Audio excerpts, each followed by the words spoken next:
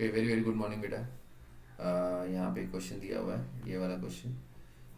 यहाँ पे बेटा एफ जीरो एक्स दिया हुआ है 1/1 - x, और एफ एन प्लस 1 एक्स दिया है F0 of F N x. ठीक है, एन की वैल्यू 0 1 2 से 3 मतलब ऐसे इंटीजर्स जा सकती है। अब ये वैल्यू हमको फाइंड करनी है, F100 of 3, F1 of 2/3 plus F2 of 3/2। तो अब कैसे सॉल्व करेंगे?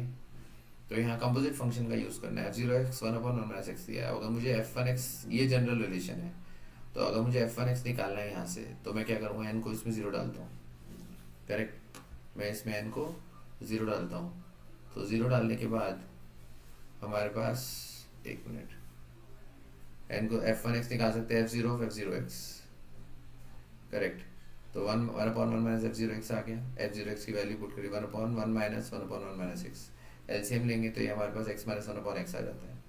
अब यहीं से F2 x निकालो। F2 x कैसे निकालेंगे? F0 ऑफ F1 x, क्योंकि इसमें हमने n को 1 डाल दिया। तो F0 ऑफ F1 x, तो मतलब 1/1 - F1 x। F1 x की वैल्यू निकाली थी x - 1/x, वो यहाँ रिप्लेस की, फिर एलसीएम वगैरह लिया तो वो x ही आ गया। तो F2 x आया, मतलब हर जगह जहाँ इवन नंबर होगा वहाँ पे हमारे पास वो x बनता जाएगा।